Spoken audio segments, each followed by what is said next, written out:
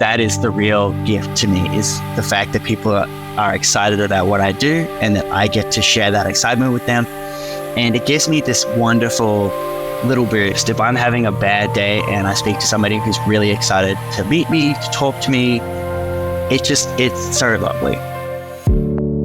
This is The Producers. I'm Dani Valent.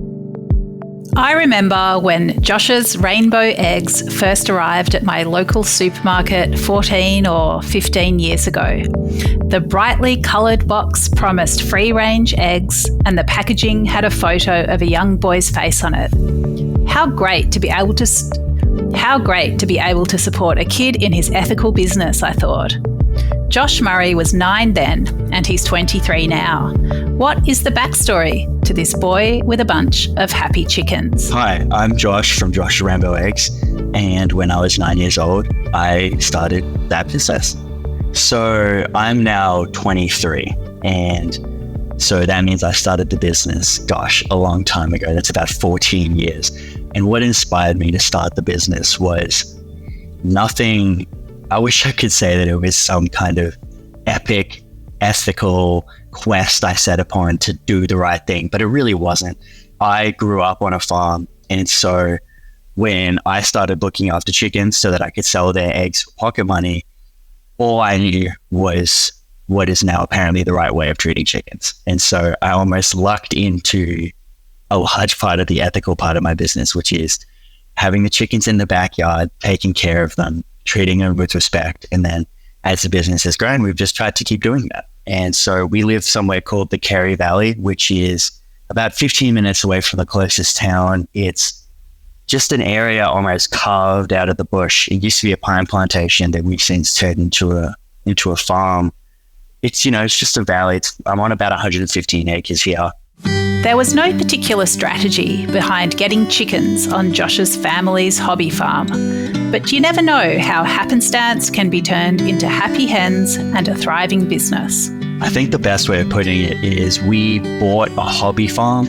It was a weekender that we've since transformed into I guess it is still kind of a hobby farm because we don't actually have chickens at the place where I started the business. So what really happened was we got a farm and thought, oh, you have chickens on farms, right? And so this is about 2007, a year or two before I started this. And we got a bunch of different chickens. And so we kind of had chickens for a while, but my mother was taking care of them. And so then when I wanted to make some money, she said, hey, look after the chickens and you can sell the eggs. A lot of what I learned is just like a feel for what they like, what they don't like, what their personalities are like, how you can facilitate a good life for them. It's almost difficult to quantify what I learned because you just spending time with, anything, right? A person, animals, a basketball, you just get better at understanding it. And so I can't even quantify all the things I learned.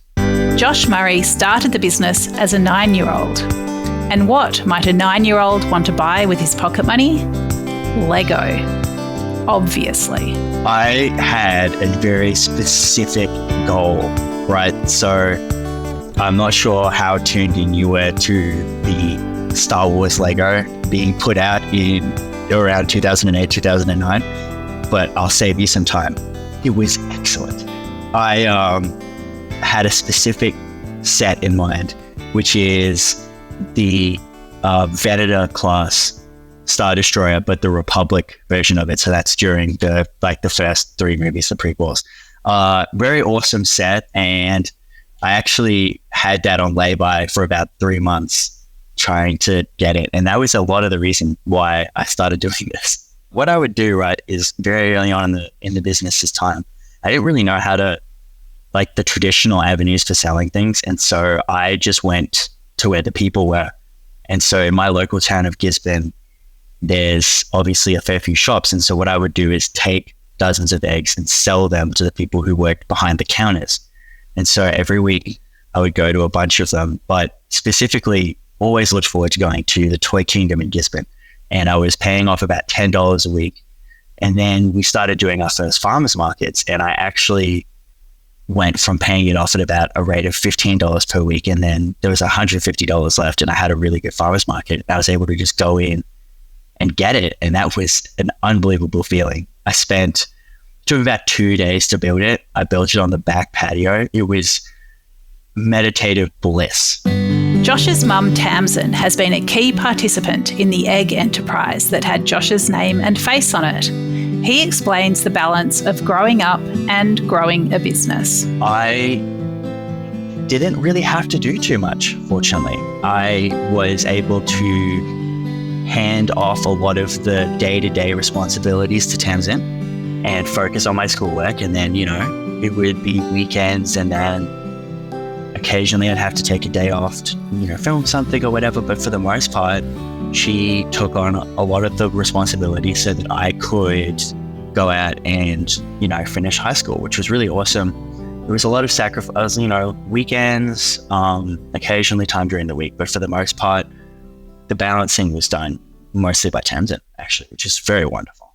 So I went from high school and then immediately started a bachelor's degree. So I went from obviously down in Gisborne, and then I moved down to Melbourne for a year and did my first year of my degree down at the Trobe. Since then, I've kind of bounced around between a couple of universities. I transferred to RMIT because I liked the program a little bit better, and then I did 6 months at Arizona State in the second half of that would be 2022. I've kind of switched out one responsibility with high school for another with university. I'm looking up at my wonderful RMIT.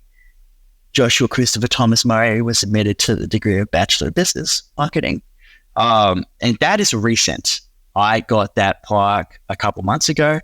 And so now that I've had this opportunity to step away from all educational responsibilities, my role actually has changed quite a bit in the business. I'm working, I'm doing delivery right now. I'm obviously doing everything with the front-facing stuff. I'm managing our relationships with our PR people, our marketing people. I'm taking care of a lot of the other marketing stuff like the social media. I'm stepping into a bigger role, but my role over the last, essentially since I went to high school, has maintained fairly, reasonable. I was working part-time, full-time during the summers, and then Tamsin was managing operations. Many small producers get their start at community farmers markets, and Josh was no exception.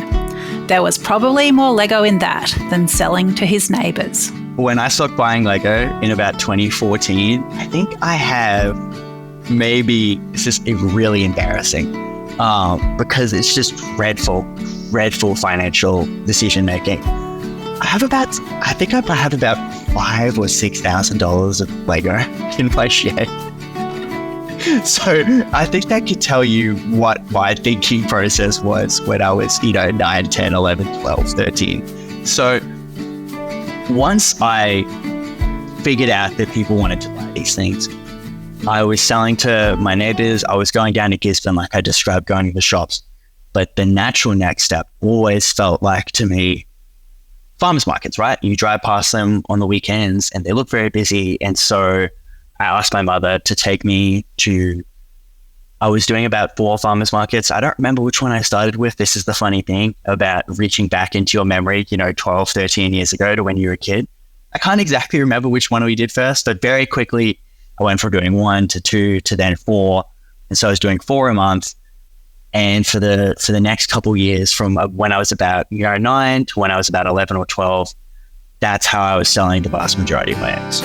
Farmers markets are crucial community hubs, but in the end, they weren't the right outlet for Josh's rainbow eggs to grow. What was the next step in his business? Farmers markets are wonderful. I love farmers markets. I'm always excited when I get to go back to them. But you can hear the past tense I'm speaking in, right? And that's because there is simply too much variance with farmers markets, in my opinion, to build a really solid, resilient business.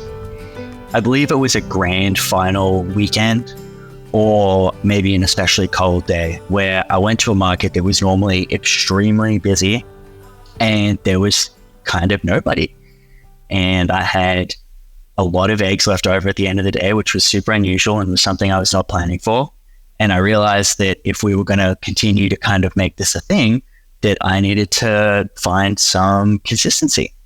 So consistency for us looked like approaching the local Riddles Creek Food Works, speaking. The manager there was Jo, and she was already a customer. So I didn't find it too difficult to convince her, and we started with the independents in about 2012, expanding to all of the independents in our like immediate local area of the Massive Ranges, and then also adding Lamana Direct, which is in Ashton Fields.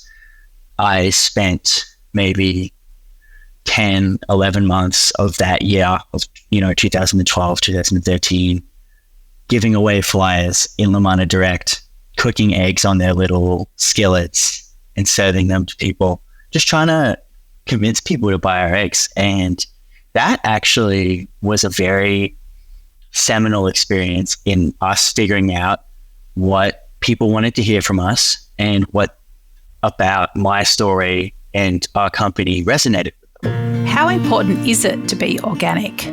Josh explains the positives and negatives of certification. So originally we were trying to go organic, and we thought that that was a absolute pillar of our brand.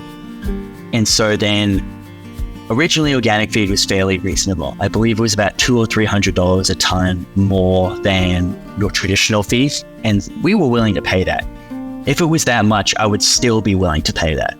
However, there are, I believe, 2 or 3 organic feed producers in all of Australia. And as we're finding out right now, if you have an uncompetitive market, it is typically not great for the customer. And unfortunately, we were unable to kind of make a business that worked with organic without also just increasing our price to just an unbelievably high level. We were very concerned about this. We felt like it was an absolute pillar of the company and that customers were going to turn up their nose at us. And what I actually found when I relaxed a little and talked to some people about it is that they cared far more about my story, about the ethics of the animals, and I think that people liked the packaging quite a bit as well. They'll notice a smiling young man on the cover. And that is the cover of Josh's Rainbow Eggs is me, Josh. We've got a beautiful blue sky background. It says ethical eggs. It says where we're from. And then, the main thing, of course, is you'll see a photo of me on the cover. That photo is me when I was about 19. I believe we'll be updating that pretty soon. But yeah, no, I think it's quite a nifty little piece of packaging, if I say so myself. Josh's Rainbow Eggs is owned by Josh and his mum. How does it all work within the family? My dad has his own separate entity business that he started when he moved to Australia with my mother back in 1999. He works in healthcare, injury prevention, wonderful stuff he does. Josh's Rainbow Eggs is myself and then my mother, Tamsin. So when I wanted to start going to high school in the second half of 2013, early 2014, because I was homeschooled prior to that, which explains how much time I had on my hands, I kind of had a conversation with Tamsin, and we kind of ran through where we wanted to take the business, and she stepped in to run operations. And since then, Tamsin's done operations, and I've done basically everything on the front end of the company as far as marketing, representing ourselves to customers. But make no mistake, Tamsin, my mother, has had an enormous role in the company. Enormous. It's impossible to understand. I know the eggs very well, but I've never seen the farm. Where do my eggs actually come from? So we have a beautiful farm down in Monagita, which is only about 32 minutes past the airport. There's about 250 acres of beautiful flat land. There's about 12 of the big sheds, and then we've got one littler shed, and they've each got about 3,500 to 5,000 chickens in them. It's beautiful green grass wherever the chickens have been, because of course we move our chickens. So the chicken sheds are built with all of the terms. It says mod cons, but I like to say modern conveniences for the sake of listenability. But we have these wonderful, they're not that large. They're built for about, 5,000 chickens. Normal chicken sheds, except we build them on skids. And so what that means is that when it comes time to move them, because we don't like the area, for example, if chickens spend too long in a space, I'm sure you understand this, it gets a little, the ground is a little more compacted. The poo means that there's no greenery around. And so for us, in order to give the chickens the life that we think they deserve, we think that they need to be moved regularly. And so how we do that is with these big chicken sheds. They're not very big, but we pull them down the field with a bulldozer and then allow the chickens to go onto new grass. And so what this means, though, is that everywhere that the chickens have been, you give it about, 8 months to a year and give the ground time to kind of recover, and it recovers with this fervor and vibrancy from all of this manure, from the scratching, from the stimulation, and it is that the farm is so green. Josh spends a lot of time engaging with his layers. What does he love about his feathered chargers? I think it's the sounds on summer. They just make these wonderful, contented little clucking noises. And I kind of relax a little bit and take it in and feel really good about the fact that the chickens don't even have to think about what their life would like. Think about the restrictions, right? If you're a chicken in a different style of production, there are things that they want to do that they are naturally drawn to do through, hundreds of thousands of years of evolution and instincts, and everything in them is telling them, I want to go outside, I want to forage, I want to look for stuff, I want to dust bathe, I want to exist in an outdoor natural area that is vibrant and healthy for me. And they don't even comprehend that their life is so good. They just are able to do everything they want, which is so wonderful for them. Yeah. I really like how we care a lot about freshness, and we also care a lot about the consistency and the color of the egg. A lot of these things are simply allowing the chickens to balance their own diets a little bit. The chicken can go outside, and if she wants, some grass, some bugs, some whatever, and a lot of it is they're just drawn to it by instinct. She's able to go out and get that. I think that the freshness aspect is almost as important as the free range aspect in terms of the quality of the actual egg. Chickens lay eggs, and then within about 10 days, the actual membrane of the egg is seriously broken down. So if you ever cracked an egg into a pan and then it does that thing where it flows almost like water, it's really gross when you say it like that, but it kind of flows out. It doesn't stay contained and restricted. And that's because the membrane of the egg is broken down, and that only happens when the egg is older than about 9-10 days. Josh produces the eggs, he sells the eggs, he markets the eggs. But how does an egg guy like to eat his eggs? I am a huge egg scrambler. Often, though, I don't have the time. I'll often just fry a couple eggs and then eat them on my way to work. I love scrambled eggs. My dad does something where he'll calls it Turkish eggs, where you fry the eggs, your scramble, my apologies, and then you eat it with yogurt and then chili oil on the top. It is just wonderful. My dad does a lot of the cooking in the house, so he'll make not as much cakes, but fried rice, omelets, those kind of things I really enjoy. And then my youngest sister loves baking, and so anything that she makes obviously has eggs in it, and she does a wonderful job. Cakes, cookies. I feel it'd be a discredit to my dad and my sister to restrict my answer to just one thing that I really enjoy, because basically everything they make, I'm so proud of them for. There are many aspects to running a produce business, from farm to gate to plate. What does Josh love most about what he does? I love the fact that I am part of the solution. I would have probably, I'm not sure what I'd be doing if it wasn't this. I've always had an interest in psychology, and I've always had an interest in law. So maybe I'd be a lawyer, maybe I'd be studying to be a therapist or a psychiatrist. But, you know, with those situations, with many of the jobs that, you know, people that I talk to, people that I get along with, people that I relate to work in, you're doing something that's important, of course. But for me, I know 100% that Josh's Rainbow Eggs is, you know, ahead of the field, and is going to continue to be ahead of the field, and is going to continue to be I think it's one of the most ethical companies in Victoria, one of the most ethical companies in Australia, in the world. We're a part of the solution. We're sustainable. We're doing the right thing. And something else that's really delightful about this is I still very much feel like a totally ordinary guy. But when I'm out in the stores, when I'm out delivering, I'll have people come up to me or recognize me or want to talk to me or ask for like a photo or, you know, jokingly ask for an autograph. But I have maybe, you know, 4, 5, 6, 7 really positive interactions every day as a result of what I do, which is just so wonderful because I feel down, I feel up, I feel all over the place. I'll talk to somebody and then I'll be like, man, I didn't realize I was carrying so much tension in my shoulders.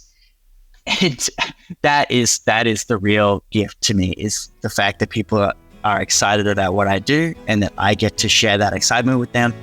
And it gives me this wonderful little boost. If I'm having a bad day and I speak to somebody who's really excited to meet me, to talk to me, it's so lovely.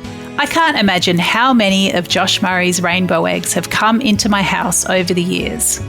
They've ended up in cakes, they've been immortalised in cookbooks, they've been scrambled, poached, boiled and omeleted.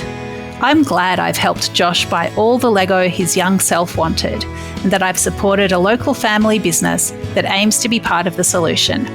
Sometimes eggs are all they're cracked up to be.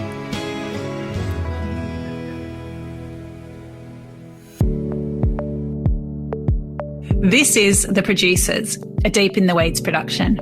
I'm Dani Valent. Stay tuned as we talk to some of Australia's best farmers, makers and growers. Follow us on Instagram at Producers Podcast or contact us via deepintheweeds.com.au.